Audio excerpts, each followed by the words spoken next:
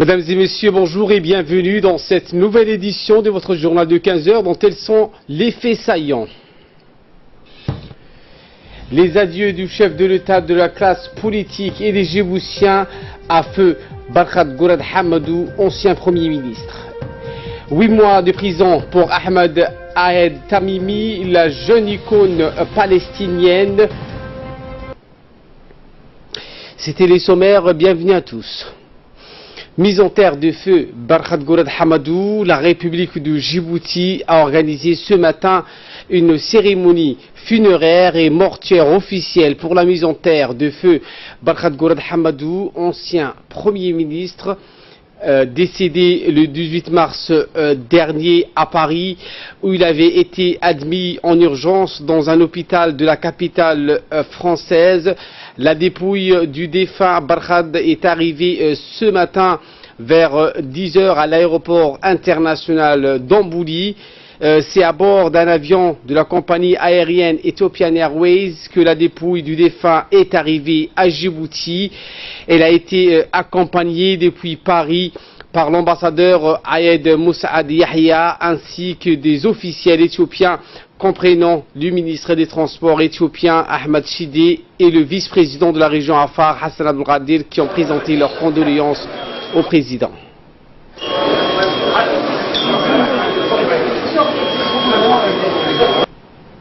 Le président Ismail Margueli a accueilli la dépouille mortelle de feu Barkhad à l'aéroport international de Djibouti. Il était entouré des hautes personnalités dont le Premier ministre Abdelkader Kamel Mohamed, le président de l'Assemblée nationale, l'ensemble des membres du gouvernement et les hauts responsables du pays. Le cercueil dans lequel se trouvait la dépouille de feu Barkhad Gourad Hamadou a été ensuite transporté par un peloton de la garde républicaine. Ce sont d'abord les officiers supérieurs et les différents chefs de corps qui ont salué la dépouille de feu Barkhad qui a été déposée à l'entrée du salon où attendaient le président et les officiels djiboutiens. L'ensemble de la famille, dont sa veuve, les enfants et les proches de feu Barkhad se trouvaient également à l'aéroport pour le dernier adieu. L'émotion était vive et visible sur tous les visages, outre les officiels, des membres de la famille, des proches et des amis dont certains ont fait le déplacement de toutes les régions, dont notamment de Dikil ont tenu à être présents à l'aéroport. Le salon VIP réservé en principe pour l'accueil des visiteurs de marque de la République de Djibouti s'est transformé en lieu de prière et de recueillement. Après une première doua mortuaire, la dépouille de feu Barkhad a été acheminée vers la mosquée de Cheikh Salman, toujours accompagné par un peloton de la garde républicaine. Le cortège donc du président et les véhicules de l'ensemble des officiels étaient également présents.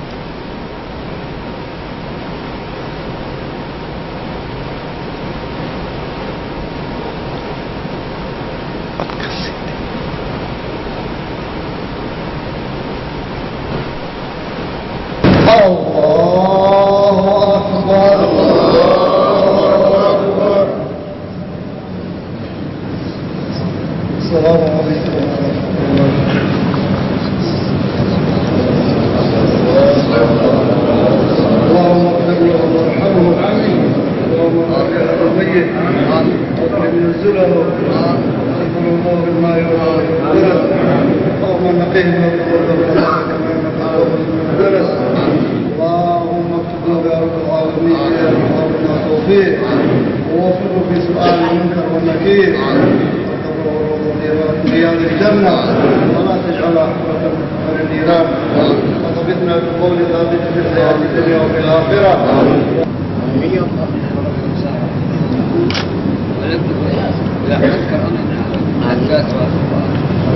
الحمد لله.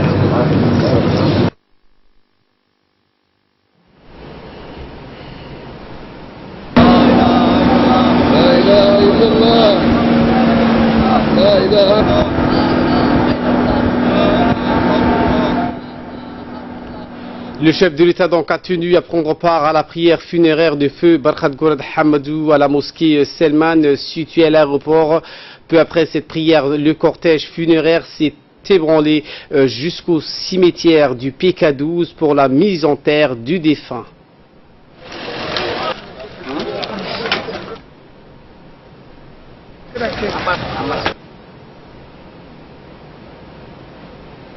Le président de la République, Ismaïl Marguilé, a vite regagné la capitale pour participer à cette cérémonie funéraire et rendre un dernier hommage à son frère et ami. Il était hier encore à Kigali où il avait participé à un sommet africain pour la mise en place d'une zone de libre-échange continentale. Feu Barkhad Gourad Hamadou, ancien Premier ministre djiboutien et grande figure du paysage politique national, a donc été rappelé à Dieu. Le chef de l'État a donc assisté de bout en bout aux obsèques de l'ancien Premier ministre dont il a accueilli la dépouille mortelle au pied de l'avion qui l'a ramené de France où il avait rendu son dernier souffle samedi soir. Paix à son âme. Inna lillah wa inna ilayhi raji'un.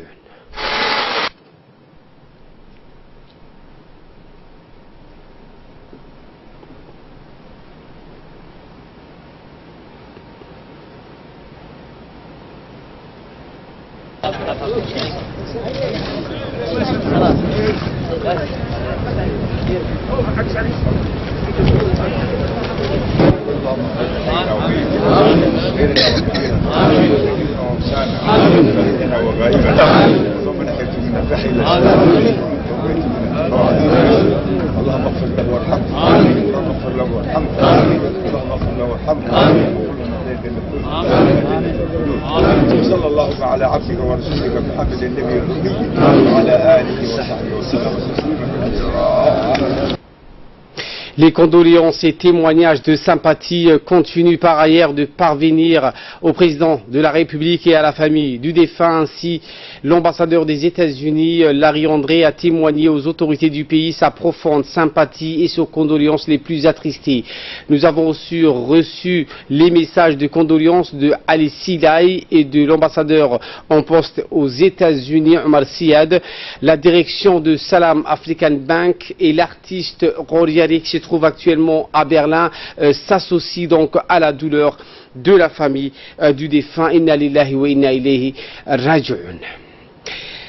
Santé à présent, le ministre de la Santé, Dr Jamal El-Mouki, a procédé hier à l'inauguration d'une polyclinique baptisée Youssouf Abdillahi Iftin à Warabaley. La jeunesse locale était venue en grande pompe pour animer et exécuter des chants et des danses traditionnelles pour égayer cette cérémonie qui s'est déroulée dans une ambiance festive et de joie.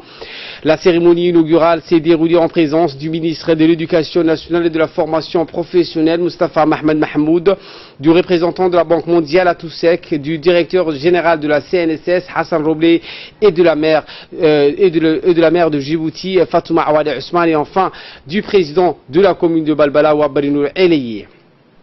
À noter également la présence du secrétaire général par intérim, Dr Salah Banoïta, et de nombreux cadres du département de la santé qui ont participé avec les élus locaux à cette cérémonie haute en couleur. Le ministre de la Santé et sa délégation ont été accueillis chaleureusement par les habitants du quartier de Warabaley et des quartiers environnants qui ont afflué massivement pour prendre part à cette cérémonie inaugurale de la toute première polyclinique d'une série de 5 polycliniques qui verront le jour dans le courant du mois. Il s'agit également de désengrener les hôpitaux de référence en disposant d'un nouveau palier intermédiaire qui puisse offrir des prestations telles que l'ophtalmologie, la stomatologie, la maternité, les services des urgences, la radiologie et l'ORL. Ces polycliniques offrent des prestations spécialisées à travers le renforcement de la qualité de l'offre de soins et l'amélioration de l'accès de la proximité des soins de santé spécialisés au plus près de la population. Le ministre de la Santé et ses invités ont procédé donc à couper le ruban symbolique avant d'entonner à l'unisson l'hymne national du pays. Au nom des habitants de Warabaley et des quartiers environnants, les sages et chefs de quartier ont pris la parole pour souhaiter la bienvenue au ministre de la Santé, Dr Jama El Maouki, et à ses invités. Les notables ont également tenu à transmettre le remerciement et la gratitude de la population à l'endroit du gouvernement et plus particulièrement au président Ismail Margueli. La maire de la ville a quant à elle salué la genèse de cet important projet qui relève une fois de plus la qualité des soins dans nos structures de santé.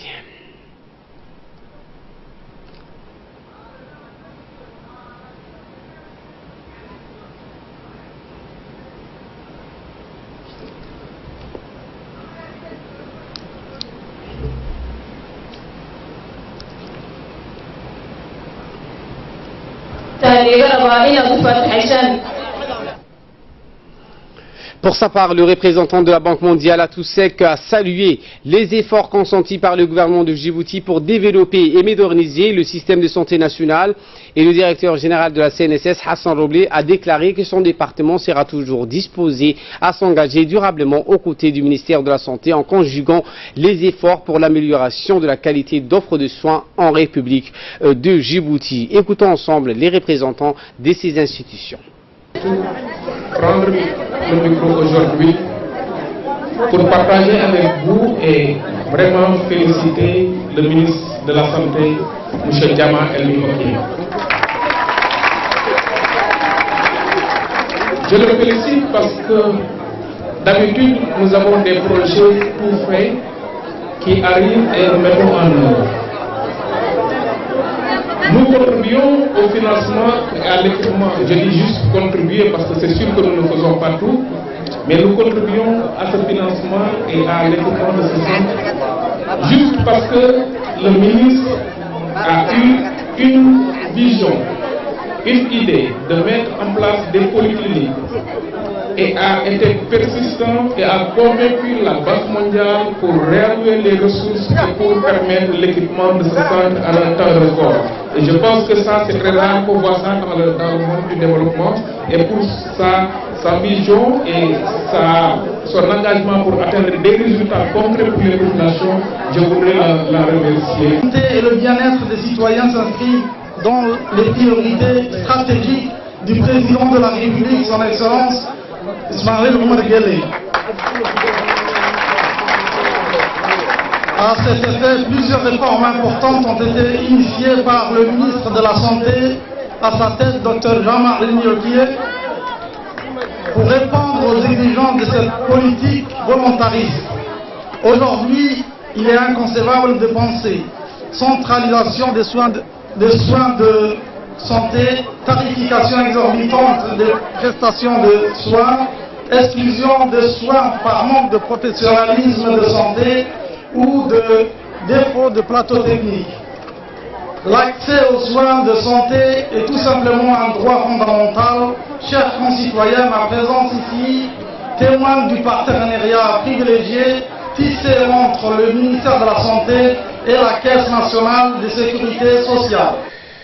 Le ministre de la Santé, Dr Jama El Maouki, s'est rappelé les objectifs visés dans la mise en œuvre des projets de polyclinique en exhortant la population récipiendaire de ce projet de prendre soin et de veiller à la pérennisation et à la salubrité de leur polyclinique. Le ministre de la Santé a également retracé le parcours professionnel de feu Youssouf Abdellahi Ftine et dont le ministère de la Santé tient à perpétuer la mémoire en offrant son nom à cette polyclinique de Warabali. Comme vous le voyez, les promesses faites par le président de la République dans le secteur de la santé et plus principalement sa vision aussi aujourd'hui, ici se concrétise une fois de suite. Le président de la République, lors de ma nomination à la tête du département de la santé, m'avait demandé de mettre des polycliniques sur place. C'est-à-dire, toutes les zones éloignées des hôpitaux de troisième niveau devaient avoir des hôpitaux intermédiaires. En suivant ces instructions, le ministère de la Santé, avec une collaboration très étroite avec la CNSS, la Banque mondiale, ainsi que les autres départements et les élus, que ce soit la maire et le président de la commune, tout le monde a épousé l'idée, tout le monde a contribué à cette idée et aujourd'hui, l'idée se concrétise. Un polyclinique est une sorte d'hôpital de deuxième niveau. C'est-à-dire, il est supérieur au centre de santé et il est inférieur en capacité matérielle et humaine d'un hôpital de troisième degré. Un des services phares sera le service de la maternité, puisque parmi les doléances qui a été formulées, les différentes campagnes envoyées à la première dame, c'était le fait de vouloir sur place une maternité d'envergure. Les instructions nous étaient données par la première dame de la République du Djibouti, de chaque polyclinique, de chaque structure que nous allons faire, que nous ne devons pas oublier la structure dédiée à la femme, à nos mères. Si hier, les gens de Warabalaï, de Moustiquaire, ainsi que de l'Ayabé, piétinaient jusqu'à l'hôpital de Vandala, l'hôpital Chéro, où ils partaient à Pelletier, aujourd'hui il est plus nécessaire qu'ils puissent partir là-bas. Si la mère a besoin de quelque chose, il y a une maternité de très haut niveau, ici juste à Warabalaï, avec des équipements de pointe. Même 2 jours la semaine, le gynécologue passera ici. Il y a des personnels formés en matière d'échographie. Il y a les lits d'hospitalisation. Il y a les sages-femmes diplômées et expérimentées. Mais aussi, il y a d'autres services, tels que la stomatologie, avec un personnel qualifié, l'ophtalmologie, avec des personnels qualifiés, l'ORL, avec des personnels qualifiés. Si la radiologie, à chaque fois que vous partiez dans un hôpital de 3e niveau, une radiologie numérique est là aussi, avec ces personnels qualifiés, il y aura un laboratoire qui pourra faire toutes les analyses. Ici, il y a l'urgence qui sera là, donc c'est un hôpital qui pourra résoudre n'importe quelle pathologie. Il y aura aussi une ambulance flambant neuve qui sera garée ici demain, Inch'Allah, dans laquelle tout besoin qu'ils auront, qui dépassera le polyclinique, pourra être acheminé dans les autres hôpitaux. Maintenant, il y a une question à se poser. Pourquoi appeler cet hôpital Feu Youssouf Abdullahi Ifri? Qui est Youssouf Abdullahi Ifri? Avant d'être au niveau de la santé, c'était une star nationale en matière de football. Il jouait en tant qu'avant-centre, tout le monde le connaît. Il a laissé une image sur le terrain, mais il a laissé une image extraordinaire au niveau de la santé, qu'il a travaillé plus d'une 30aine d'années. Et nous prions Dieu, nous tous, qu'il l'accueille dans son paradis.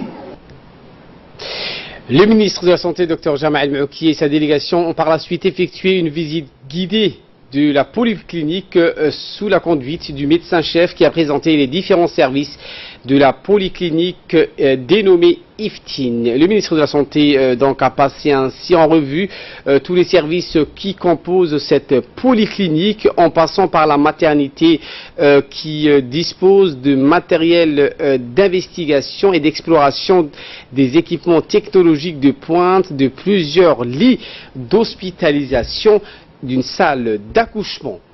Le ministre de la Santé a dans son discours rappelé que l'avènement de cette maternité répond aux instructions de la première dame, Mme Khadra Mahmoud Haïd. Le ministre de la Santé donc, et ses invités ont poursuivi leur visite vers les autres services tels que la radiologie, le laboratoire, la stomatologie. Donc la polyclinique Iftin dispose d'un personnel qualifié et motivé pour servir dans les meilleures conditions la population qui sera desservie par cette nouvelle polyclinique qui en soit une première du genre. Notre pays abrite les assises des ordonnateurs nationaux et régionaux, autrement dit, les ministres des Finances des pays de l'Afrique de l'Est, membres des pays de l'Afrique et du Caraïbe et du Pacifique, appelés ACP. C'est dans ce cadre que plus de 85 coordonnateurs et officiels issus des pays ACP ont effectué une visite guidée au sein de la société de gestion du terminal à conteneurs de Doralé, donc SGTD, ODMP, Doralé Multipurpose Port, et la nouvelle gare de Djibouti, ainsi que le réseau sous-marin de Djibouti Télécom. La délégation ministérielle a visité donc le Doralé Multipurpose Port, un port multimodal moderne en construction, situé à quelques encablures du terminal pétrolier de la même localité, qui nous permettra donc d'accroître notre productivité en déchargeant les navires avec une performance 3 fois supérieure à la cadence actuelle, et la preuve et le fruit de la stratégie de développement éclairée du chef de l'État. Puis la délégation ministérielle se sont rendus au terminal à conteneurs de Doralé, où ils ont été accueillis par le directeur général de la société de gestion du terminal à conteneurs de Doralé, Warsama Hassan Ali, qui a organisé hier après-midi une visite guidée aux ordonnateurs nationaux et régionaux de pays de l'ACP sur les quais du terminal à conteneurs de Doralé. À l'ombre des portiques géants, il a longuement présenté la nouvelle société nationale qui gère ce port considéré comme l'un des plus performants en Afrique. Warsama Hassan Ali est d'abord revenu sur la résiliation du contrat de concession accordé à DP World concernant l'exploitation du Doralé Conteneur Terminal. Le 22 février dernier, à travers ces décisions, la République de Djibouti a réaffirmé son intention de préserver et développer les activités du terminal à conteneurs, de respecter la loi et l'intérêt supérieur de toutes les parties prenantes. Puis il a présenté la société de gestion du terminal de Doralé, SGTD, comme une entité créée pour répandre les activités de DCT en sa qualité de société publique dont l'unique actionnaire est l'État djiboutien. Son rôle est de défendre les intérêts souverains de la nation, de promouvoir les activités du terminal à conteneurs de Doralé et de fournir des services conformes aux meilleurs standards internationaux émerveillés. La délégation de l'ACP s'est rendue aux nouveaux zones franches de Djibouti, qui est en construction au PK12, où ils ont eu quelques explications sur son rôle. La délégation ministérielle se sont ensuite rendues, vous l'avez vu sur les images, à la gare de Nagad, la réalisation de la nouvelle liaison ferroviaire électrique de 750 km entre Djibouti et l'Éthiopie. Après les incidents de conduite d'eau, comme vous pouvez les constater sur ces photos que vous allez voir dans quelques instants, qui avaient causé des ruptures dans l'alimentation d'eau, les réparations ont été effectuées. C'est ainsi que l'ONIAD tient à rassurer la population que la conduite qui avait fait l'objet d'une casse par une société a été réparée, comme vous pouvez le voir. Parallèlement à ces faits, face à la recrudescence de ce type d'incidents qui perturbent l'alimentation en eau potable, la capitale l'ONIAD porte à l'information des sociétés et aux entreprises privées qui exécutent des travaux de terrassement qu'il importe de consulter et informer au préalable nos services des travaux de terrassement programmés, afin que nous leur indiquions l'emplacement de nos réseaux et d'éviter les incidents identiques à ceux qui sont produits le mardi dernier. Dans le cas contraire, l'Office entamera des procédures judiciaires contre ceux qui ne nous aviseront pas au préalable. La direction de CDC, en collaboration avec la Fédération de jeux d'échecs, a procédé hier à la création des clubs de jeux d'échecs au sein de CDC. La direction de CDC entend par ces projets de diversifier davantage sa politique de redynamisation de ces structures et offrir aux jeunes un autre type de sport, un sport cérébral, mais aussi de préparer le tournoi inter-CDC des jeux d'échecs prévu pour le mois prochain. La formation a été dispensée par le secrétaire général Moumin Daoud, président de la commission d'arbitrage de la fédération. Et comme c'est l'instruction du ministre de Jeunesse et Sport qui nous a soutenu de faire cette création de club dans le CDC. Et là, nous, en tant que fédération chèque, ça nous fait un très grand plaisir avec mon ami qui est ici en tant que chef de CDC. Et voilà. Et puis de faire d'amener des formateurs qui essaient d'apprendre les gens qui ne savent pas jouer le jeu d'échecs. Et là, je préfère prendre contact avec le responsable du CDC pour qu'on puisse faire apprendre les enfants comment jouer le jeu d'échecs.